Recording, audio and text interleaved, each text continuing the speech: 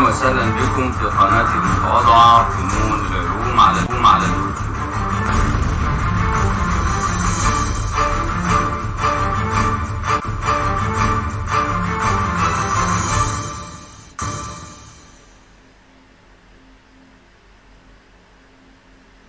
بسم الله الرحمن الرحيم. أعزائي طلبة وطالبات الصف الثالث الثانوي، هنبدأ نشتغل مع بعض على بركة الله من عند السؤال 29. بيقول لي في الشكل المقابل إذا كانت قيمة كل مقاومة R فإن المقاومة أو قيمة المقاومة المكافئة للمجموعة بكام؟ احنا هنحط هنا القيم بتاعتنا، دي بR ودي بR ودي كمان R ودي R ودي R ودي R. أنا عندي 6 مقاومات، بس انا اتفقت معاك اتفاق قبل كده. قلت لك ايه؟ قلت لك انا لما الاقي 5 مقاومات او اكثر هشك ان في مقاومه هتتلغي. طيب المقاومه اللي هتتلغي دي لها شروط. ايه شروطها؟ اولا لازم تكون غير متصله بمدخل التيار ولا مخرج التيار. طيب يا ترى اي مقاومه في دول اللي مش متصله لا بالمدخل ولا بالمخرج؟ دي متصلة بالمدخل، دي متصلة بالمدخل، دي متصلة بالمدخل وبالمخرج، دي متصلة بالمدخل، دي متصلة بالمخرج، دي متصلة بالمخرج. الوحيدة اللي مش متصلة لا بالمدخل ولا بالمخرج المقاومة دي. الشرط الثالث، بص على المقاومة اللي انت شكيت فيها دي، لها مثلا نقطة فوق ونقطة تحت كده. مين متصل على النقطة اللي فوق؟ هتقول لي الأرضي والأرضي. طيب مين متصل على النقطة اللي تحت؟ تقول لي الأرضي والأرضي. طيب نسب المقاومات حول المقاومة اللي أنا هلغيها متساوية ولا لأ؟ تعال نشوف. 1 على 1 بيساوي 1 على 1، يبقى ده الشرط الثالث، إن نسب المقاومات حولها متساوية، وبالتالي دي هتتلغي، أكيد هتتلغي. ولما تتلغي شكل الدايرة هيكون إزاي؟ هي هتتلغي كده من الدايرة، وبالتالي ما عادتش موجودة معانا. طيب يا أستاذ تعال بقى نشوف المقاومات. المقاومة اللي هي دي مع دي توالي يديك 2 ار، وبادئين من عند الموجب ومنتهيين عند السالب. طيب والمقاومه دي توالي مع المقاومه دي وبالتالي يديني 2 ار، وبرده بدايتهم عند الموجب ونهايتهم عند السالب. طب والمقاومه دي بار واحده وبدايتها عند الموجب ونهايتها عند السالب، وبالتالي انا بقى عندي ايه؟ انا بقى عندي فرع ب 2 ار، وفرع كمان اللي هو ده ب 2 ار، وفرع الاخير ده بار. طب يا استاذ ما هم كلهم توازي لان مشتركين في البدايه وفي النهايه، وبالتالي المكافاه بتاعتهم تطلع ازاي؟ اخلص الاثنين ار دي مع الاثنين ار توازي، واحده منهم على عددهم تديني ار. طيب يبقى انا خلصت الاثنين دول، واخد المقاومه المكافاه بتاعت الاثنين دول اخلصها مع الفرع الثالث توازي برضو، ار مع ار، واحده منهم على عددهم يديني ار على عددهم، هم 2، يبقى ار على 2، وبالتالي الاجابه ج. السؤال اللي بعده بيقول لي ايه؟ بيقول لي انه هنا في الدائرتين الكهربيتين المقابلتين شدتي التيار I1 و I2 متساوي، فإن النسبة بين القوتين الدافعتين الكهربيتين اللي هي VB1 و VB2 ده على ده بيساوي ايه؟ تعالى بقى نحط الايه القانون الاول او المعلومة اللي قال لي عليها. قال لي ان I1 بيساوي I2. طيب هو I1 اصلا ده تيار كلي. التيار الكلي بيساوي ايه اصلا؟ بيساوي فرق الجهد الكلي اللي هي البطاريه على المقاومه الكليه. طب هو المقاومه الكليه انا عندي مقاومتين هنا على التوالي، واحده اسمها ار اكس، وطالما على التوالي يبقى هيتجمعوا على بعض ار واي، يبقى في بي 1 على ار اكس زائد ار واي بيساوي ايه؟ بيساوي الاي 2. طب هو الاي 2 ده تيار كلي ولا تيار فرع؟ لا، تيار الكلي هنا اهو، جه اتجزأ منه هنا جزء وجزء نزل تحت، وبالتالي طب تيار الفرع بيساوي ايه؟ بيساوي فرق جهد الفرع على مقاومة الفرع. طب فرق الجهد الفرع ده بكام؟ هو هتلاقيه البطارية. ليه يا أستاذ؟ تعالى وأنا أقول لك. دي نقطة سالبة صح؟ امشي معاها كده، ده سلك فاضي تبقى ده سالب. طب ودي نقطة موجبة اللي هو القطب ده، امشي معاها كده، النقطة دي تبقى موجب. طب ما هو يا أستاذ البطارية بين السالب والموجب، والفرع برضه هو كمان بين السالب والموجب، وبالتالي الفرع ده فرق الجهد عليه زي فرق الجهد ده اللي هو بتاع البطارية. طيب تمام، هقسم بقى فرق الجهد اللي على الفرع اللي هو البطارية التانية VB2 على مقاومة الفرع. مقاومة الفرع اسمها ايه؟ اسمها RX. طب انا محتاج مين؟ انا محتاج VB1 على VB2. VB1 على VB2 مقدم على مقدم يساوي تالي على تالي، وبالتالي VB1 على VB2 بتساوي التالي على التالي، يعني ايه؟ يعني ار اكس زائد ار واي على ار اكس. ده موجود عندي، ده موجود عندي في د. رقم 31 بيقول ان الشكل المقابل يمثل جزء من دائرة كهربية، فإذا كانت قراءة الأميتر تساوي الصفر فإن قيمة R تساوي كام؟ فين R دي؟ دي مجهولة بالنسبة لي يا جماعة، والأميتر ده بيساوي إيه؟ صفر، يعني مفيش تيار لا جاي من فوق لتحت ولا من تحت لفوق. طب هو إمتى ما يعديش هنا تيار؟ إذا كانت نسب المقاومات حوله متساوية، يعني مثلا ده على ده يساوي ده على ده، أو لو عاوز أقول العكس 8 على 4 تساوي ار على 6. لو بدأت من على الشمال فوق أبدأ من على الشمال تحت، لو بدأت من على اليمين أبدأ من على اليمين، وممكن أبدأ من فوق لتحت ومن فوق لتحت. ممكن أقول 8 على ار لازم تساوي 4 على 6، أو ار على 8 تساوي 6 على 4 كده يعني. فبراحتك عاوز تبدأ مثلا تقول إيه؟ أنا لازم يكون نسب المقاومات متساوية، يعني مثلا أقول 4 على 8 أنا مشيت كده لازم بتساوي 6 على ار، 6 على ار، وبالتالي الار بتساوي ايه؟ يبقى كده الار بتساوي 6 في 8 على 4 على 4 فالواحد على 4 فالاتنين، 2 في 6 ب 12، يبقى الإجابة ج. رقم 32 في الدائرة الكهربية المقابلة ما قيمة المقاومة RCD اللي هي دي؟ قيمتها كام؟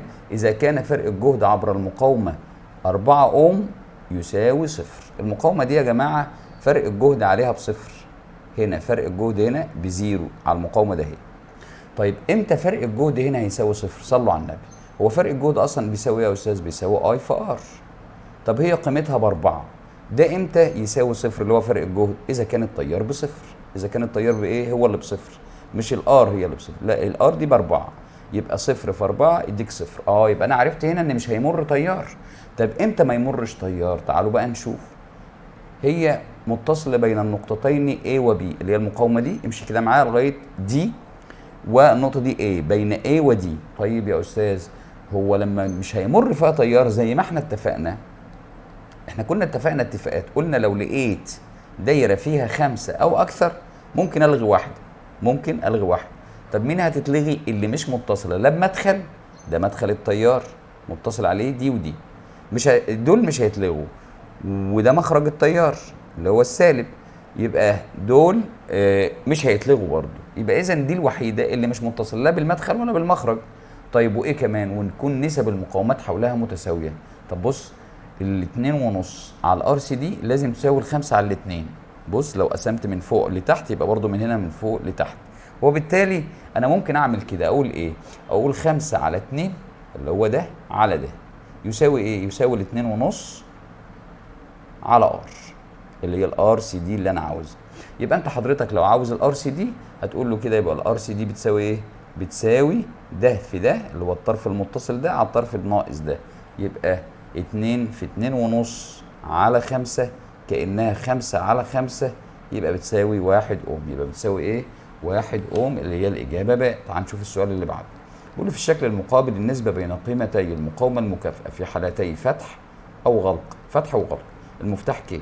طبعا انا قلت لك قبل كده واتفقت معاك هنجيب في حاله الفتح الاول، المفتاح لما يكون مفتوح شيله، شيل الفرع بتاعه وريح دماغك وعشان ما تتلخبطش. فلما شلناه لقينا ايه؟ ده مدخل التيار الموجب. طيب عديت مقاومه يبقى اسمها، هسمي ده ايه؟ مش هسميه بقى موجب، خلاص لازم اغير الحرف.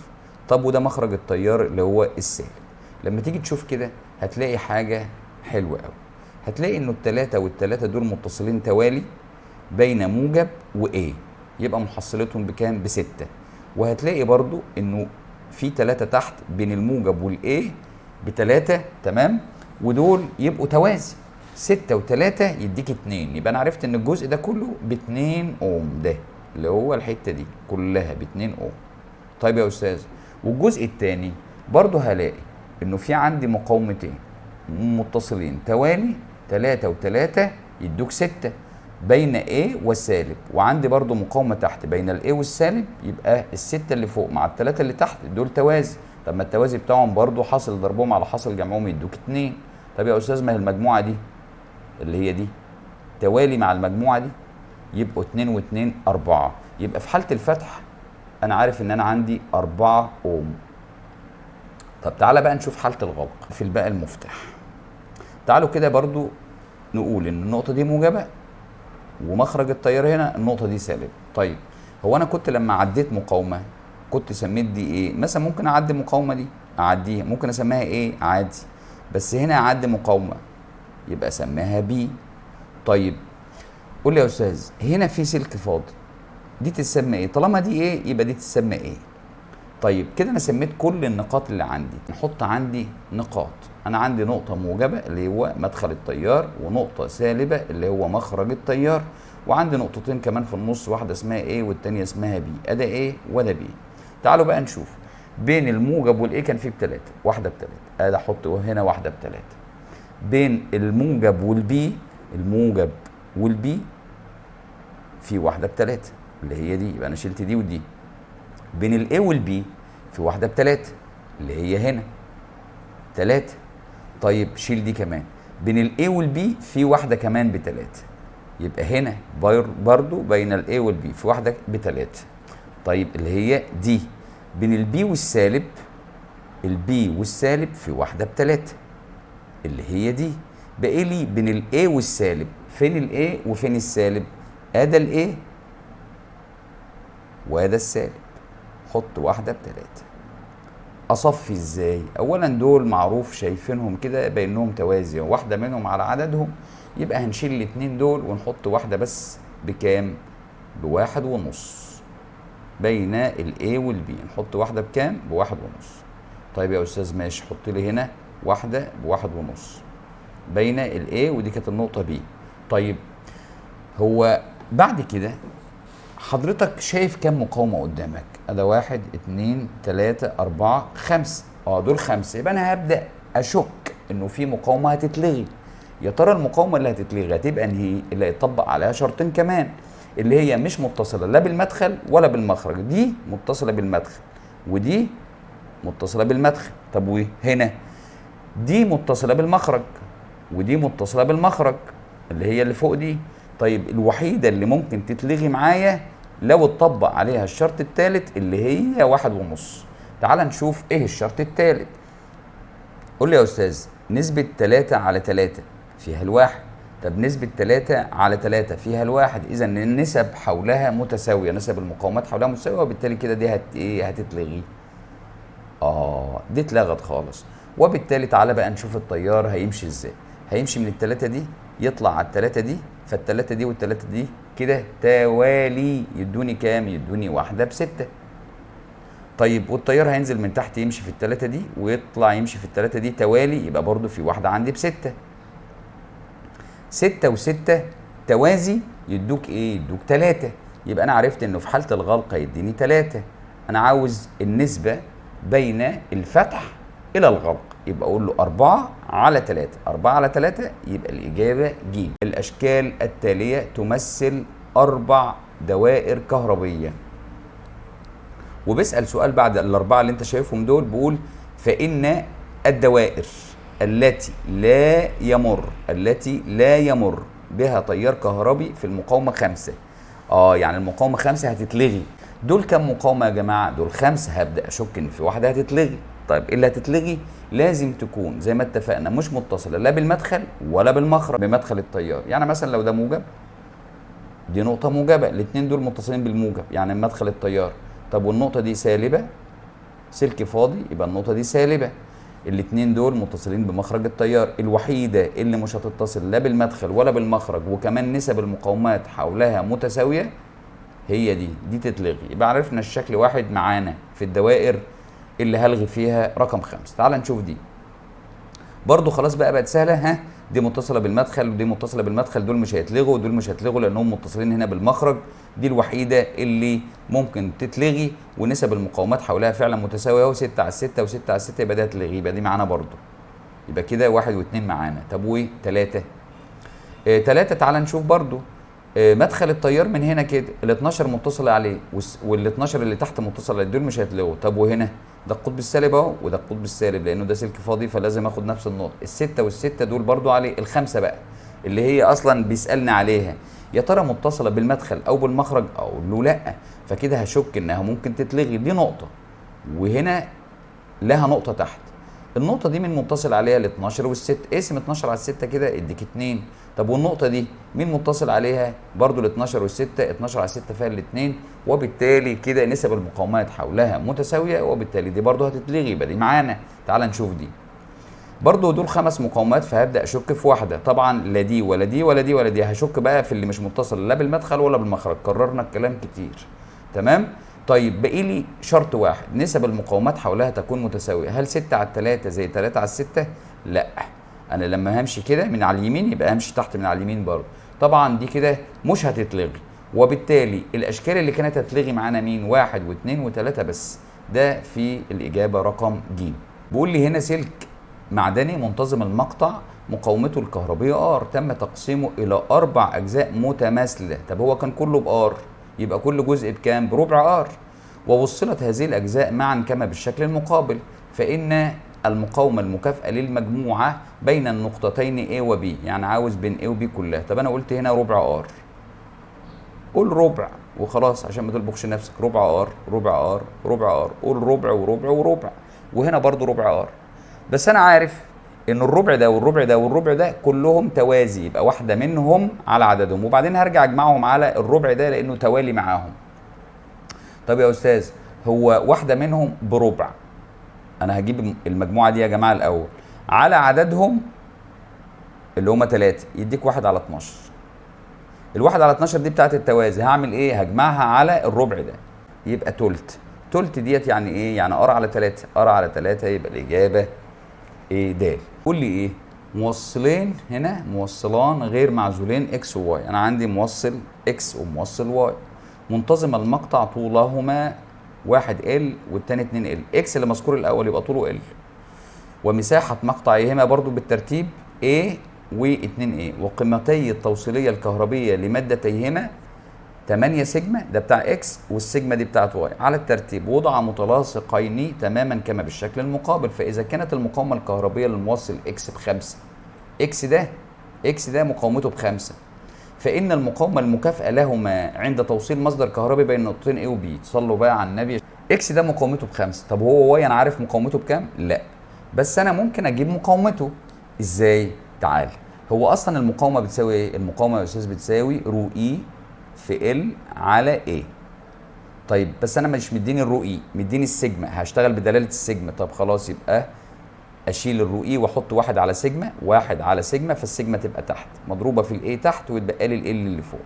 طب هما قول لي يا استاذ، هما الار طردي مع مين وعكسي مع مين؟ الار طردي مع ال وعكسي مع السيجما وعكسي مع الاي. فانا لو حبيت مثلا اقول مقاومه اكس على مقاومه واي يبقى بتساوي، انا عندي 3 متغيرات، الطول طرد يبقى اقول له ال اكس على ال واي، اما السيجما عكسي يبقى سيجما واي على سيجما اكس، اما الاي برضو عكسي اقول له يبقى اي واي على اي اكس.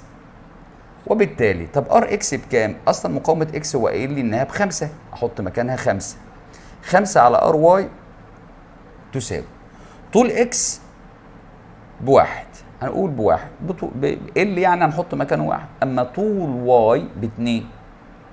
طيب تعالى سيجما واي قايل لي عليها بسيجما واحده يبقى واحده، اما سيجما اكس ب8 يبقى دي 8 في مساحه مقطع واي قايل لي انها ب2، خلاص حط هنا 2، ومساحه مقطع اكس قايل لي انها بايه واحده يبقى حط هنا 1.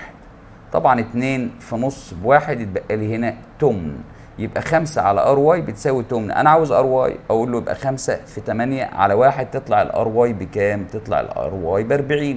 مش دي بقى القضيه بتاعتي، انا عارف ان دي ب5 وعارف ان كل دي كلها من اولها لاخرها ب40 اوم، بس مين اللي متوصلين توازي مع بعض؟ الجزء ده ال وده ال برضو. طيب يا استاذ هي المقاومه واي كانت ب2 ال كلها، لما اخد منها ال يبقى انا خدت 20 اوم، بس خدت 20 اوم، وعندي هنا لسه 10 اوم وهنا 10 اوم، ما هم دول ال 40 كلهم. صح الكلام؟ صح الكلام. فانا عندي الجزء ده والجزء ده متوصلين كده توازي، اما الجزء ده والجزء ده حرين كده، فدول توالي. يعني انا عندي يا استاذ ايه بالظبط؟ انا عندي الجزء اكس كله متصل مع نص الواي، مع نص الواي، نص الواي اللي هي ب 20. انا عندي الخمسه اللي هي بتاعت اكس متصله مع نص الواي بس اللي هي ب 20، دول توازي. وعندي هنا جزء ب 10 من الواي وجزء ب 10 برضو من الواي الجهه الثانيه. تبقى المقاومه المكافئه بكام؟ والله انا عندي هنا 10 وهنا 10 هجمعهم على بعض ب 20. وتعالى نشوف ده بقى. هضرب حاصل ضربهم على حاصل جمعهم، يبقى 5 في 20 ب 100 على 25 تديك 4. طب هنا 10 وهنا 10 وهنا 4 يبقى كله ب 24، كله ب 24. تعالوا كده نشوف الاجابات كان فيها 24 ولا لا. 24 في د فيها 24، يبقى ناخد الاجابه د. اللي بعدها برضو فيها فكره كويسه. تعالوا نشوف كده بتقول ايه. بيقول لي موصلان منتظمه المقطع من نفس الماده ولهما نفس مساحه المقطع. يبقى هما من نفس الماده يعني نفس الرو اي، ونفس مساحه المقطع يبقى نفس الايه. يعني لو هقارن دول مش هيدخلوا معانا في المقارنه. طيب فاذا وصلا معا بواسطه زالقين 1 و2 ودمجا في دائره كهربيه كما موضح في الشكل المقابل، كانت المقاومه المكافئه لهما بار. يبقى في الشكل اللي انت شايفه ده المقاومه المكافئه للاثنين اذا كانت اللي فوق واللي تحت كده مع بعض بار. فانه عند تحريك الزالق واحد اللي هو الزالق الاول ده الزالق واحد الى النقطه بي، يعني هجيب الزالق ده هنا بعد شويه، المقاومه المكافئه تصبح كام بقى؟ طيب الاول انا هجيب على الوضع ده اشوف المقاومه بكام. طيب هي المقاومه دلوقتي اسمها ار، بس ار دي بتساوي كام بقى؟ المقاومه المكافئه بار. صلوا على النبي يا جماعه. هو انا لو مدخل كهرباء من هنا لما انزل عند سن الزالق هنا، هو انا الكهرباء هتمشي كده في الفاضي ولا هتمشي في الجزء المليان؟ لا هتمشي في الجزء المليان. طب هو الطول كله كان بال، يبقى انا مشيت في قد ايه؟ مشيت في نص ال بس. يعني عاوز اقول لك انه نص ال التاني ده مش معانا. يعني الكهرباء تنزل من هنا على هنا على طول. طيب بص للكهرباء اللي كانت داخله في الاول خالص اللي هي دي، بص عليها كده هتلاقي انه التيار توزع جزء فوق ولازم يتوزع جزء تحت. امشي كده، امشي عند السن ده التيار هيروح كده ولا هيروح في الجزء المغلق؟ لا هيروح في الجزء المغلق، وبالتالي الجزء ده كله مش معانا، ده مش معانا. طيب تمام. هو كان طوله كله ب 3 ال، هو وصل في الحته دي بس اللي هي ب ال، وهنا وصل بنص ال، يبقى دول كانهم هم اللي متوصلين معانا وهم الاثنين دول اللي مكافئتهم بتساوي الار. طب نعرف بقى بتساوي كام؟ بصوا يا شباب عشان نعرف الار دهيت اللي هي المكافاه في الوضع ده بتساوي كام بالظبط، تعالى اما اقول لك على حاجه. فاكرين يا جماعه هي الار اصلا بتساوي ايه؟ الار بتساوي يا استاذ رو اي في ال على ايه؟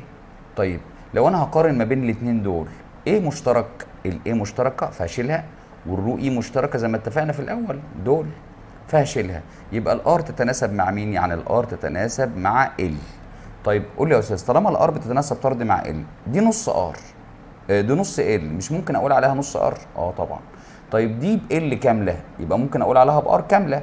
يعني انت عاوز تقول لي ان الجزء ده طالما نص ال يبقى ممكن اعوض عنه بنص ار، وهنا ال كامله تبقى بار كامله، او ممكن اقول نص مع واحد، يعني نص مع واحد تبقى المقاومه المكافئه اللي هي بار دي. ار دي في الحاله الاولى في الوضع ده هو بتساوي ايه؟ هقول له والله هضرب بقى حاصل ضربهم على حاصل جمعهم، دي بواحد في نص اللي فوق يبقى كده 1.5 على جمعهم، حاصل ضربهم يا جماعه اللي هو ايه؟ 1 في نص بنص، اسف 1.5 بنص على حاصل جمعهم اللي هو 1 زائد نص يبقى 1.5. ده يديك ايه؟ يديك تلت، يديك تلت. طيب يبقى انا عرفت الحاله الاولى بتلت. طب والحاله الثانيه؟ دي الحاله الاولى. طب والحاله الثانيه؟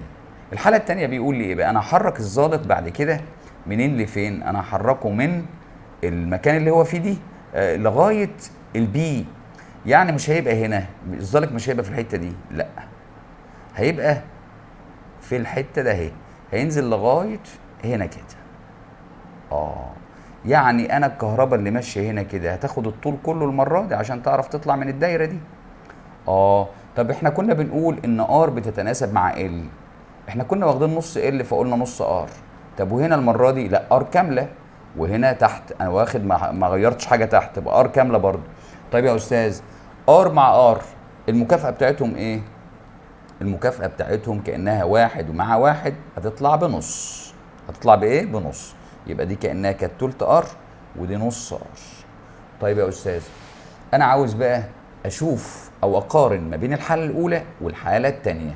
الحالة الاولى اللي هي كانت اسمها ار، الحالة التانية اللي اسمها ار 2 اللي انا عاوز اشوف مكافئتها بكام او هتصبح كام.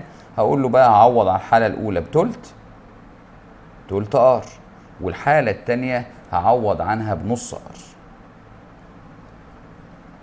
طبعا الار هتروح مع كده مع الار، وبالتالي هضرب بقى لو عاوز اجيب دي هضرب النص في ار واقسم على التلت، يعني كأن نص على تلت. نص على تلت، تعالى كده نشوف نص على التلت ده بكام. تعالى نضرب فوق ادي النص وانزل تحت اقسم على تلت، يعني 1/3. 1/3 ونشوف كده بتساوي 3/2. 3/2. يبقى انا كده عرفت انه الار 2 دي هتساوي 3/2 مضروبه في مين؟ لسه مضروبه في الار دي، مضروبه في الار دي. يبقى الاجابه هنا هتبقى ج. رقم 38 بيقول لي انه في الشكل واحد سلك منتظم المقطع طوله ال ومقاومته ار. طوله ال ومقاومته ار كلها كده. فاذا قطع الى نصفين وتم سحب احد النصفين ثم اعيد توصيلهما معا فاصبح طول السلك كله 3L كما بالشكل 2. يعني بصوا يا جماعه، يعني انا اصلا ال دي كلها انا هقسمها لنص ال هنا ونص ال هنا، يعني كأن نص ار هنا ونص ار هنا، لان مقاومته كلها بار. بس انا هسيب منهم نص عادي جدا اللي هو نص ار ده اللي هو طوله نص ال، وهاخد النص التاني اللي هو ده كده اروح بقى ايه سحبه، عمليه سحب. قولوا لي يا جماعه، هو لما يكون الطول من هنا لهنا ب 3L يبقى الحته اللي انا عاوزها وهسحبها دي تبقى طولها كام؟ تبقى طولها 2.5L. 2.5L. طيب انا عارف ان الحته دي بنص ار، لو قدرت اعرف الحته دي بكام اللي انا سحبتها دي يبقى انا خلصت المساله. هجمع اللي هيطلع هنا مع النص ار يبقى خلصت. طيب صلوا على النبي. انا دلوقتي عارف في حاله السحب الار تتناسب مع ال تربيع. في الحاله الاولى قبل ما كنت اسحب الجزء ده كان الطول بتاعه في الحاله الاولى كان بنص ال، اما في الحاله الثانيه لما سحبته بقى ب2.5L، والار بتتناسب اصلا مع ال تربيع. يعني لو حبيت اقول الحاله الاولى على الحاله الثانيه، انا بتكلم على الجزء ده بس يا جماعه اللي متظلل ده، حالته الاولى على حالته الثانيه هتقول لي يبقى بتساوي ال1 تربيع على ال2 تربيع. طيب جميل. هو حالته الاولى كان بنص ال صح، وكانت مقاومته نص ار. حالته الثانيه انا ما اعرفش مقاومته بكام، بس عارف اطواله في الحاله الاولى وفي الحاله الثانيه. في الحاله الاولى كان عندي نص ال صح كده، بس هنا اقول تربيع بقى. تمام. وهنا في الحاله الثانيه 2.5L تربيع برضه. سيبك من القلات بقى عشان هتروح مع بعضها. يعني كأن نص تربيع على 2.5 ايه تربيع، كأن ايه، تعالى اما اعدلها لك بقى. كأن بقسم ايه؟ كأن بقسم نص تربيع على 2.5 تربيع. 2.5 تربيع. كأن بقسم نص تربيع على 2.5 تربيع. طيب يا استاذ، هو انا عشان اجيب ار 2 دي اقول ايه؟ اقول النص تربيع في النص على النص تربيع. طيب نعملها كده على الآلة الحاسبة. تعالى بسم الله. انا عاوز اعمل ايه؟ انا عاوز بسط ومقام كده واقول له 2.5 تربيع في نص. 2.5 تربيع عاوز اضربها في نص واقسم على نص تربيع واقول له تساوي 25 على 2 يعني 12.5. يبقى المقاومة في الحتة ديت R2 هتساوي 12.5 R. طيب أنا عاوز أجيب المقاومة كلها بقى بتاعت السلك ده. 12.5 R في الحتة دي، وعندي كمان نص R هنا يديك 13 R، وبالتالي الإجابة هتبقى باء. طيب في 39 بيقول إيه؟ بيقول لي هنا في أي دائرة من الدوائر الكهربية التالية تختلف شدة التيار المار في إحدى المقاومتين عن المقاومة الأخرى. تعالوا نشوف كده من عند ألف. لو أنا عندي هنا تيار هيجي هنا ويتجزأ، هل دول متساويين عشان يتجزأ بالتساوي؟ لا، وبالتالي تيار الستة هيبقى قليل شوية وتيار الأربعة هيبقى كبير شوية. ليه؟ لأن أنا عندي علاقة عكسية ما بين التيار والمقاومة، وبالتالي التيارين دول أكيد مش زي بعض، يبقى دي هي اللي صح ألف. شوف بقى التانية، لا دول ماشيين توالي، يبقى التيار اللي هيفوت هنا هيبقى نفسه التيار اللي هيفوت هنا، فدول متساويين في التيار. طيب وهنا 10 اوم و10 اوم، التيار لما يجي يتجزأ عليهم بالتساوي، يبقى دي برضو ايه؟ دي بالتساوي، يبقى دي مش معانا. انا عاوز تختلف، بقول لي تختلف شدة التيار في واحدة عن التانية. طب وهنا لا دول متصلين توالي، يبقى التيار واحد في الاثنين، يبقى اكيد برضو الف هي اللي ايه صح. انا بس بنأكد ان الف هي اللي صح. بقول لي هنا في الدائرة الكهربية المبينة إذا كانت قراءة الأميتر A1 تساوي 1.2 أمبير، فإن قراءة الأميتر A2 فين A1 ده؟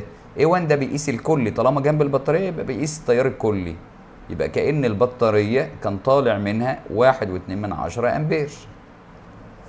بدأوا يتوزعوا ويرجعوا يتجمعوا، ده هيجي يقابل مع ده يخش هنا على A2، واللي هيجي من A2 هيتقابل مع اللي جاي من فوق ده ويخش على A1، يعني اللي انا داخل بيه لازم اخرج بيه من عند A1. طيب انا عاوز بقى قراءة A2. طب انا عندي التيار هنا متوزع على 3 مقاومات متساويين، يبقى كل جزء منهم بياخد كام؟ تعال نشوف. لما اجي اقسم 1.2 على 3 تساوي كام؟ كل واحد هياخد منهم 4/10. كل واحد هياخد منهم كام؟ 4/10. يعني ده مثلا 4/10 وده 4/10 وده هيدخل هنا برضو 4/10. ال4/10 دي هتيجي تقابل مع ال4/10 دي ويخشوا على A2، يبقى A2 هيقرأ 8/10. يبقى لو سألني على A1 اقول له 1.2، لو سألني على A2 اقول له 8/10. طب لو سأل على A3 لا، ال A3 فايت فيه ال4/10 دول اللي جايين من فوق دول، يبقى هيبقى 4/10. يبقى الإجابة بتاعتنا يا جماعة A2 هيقرأ 8/10.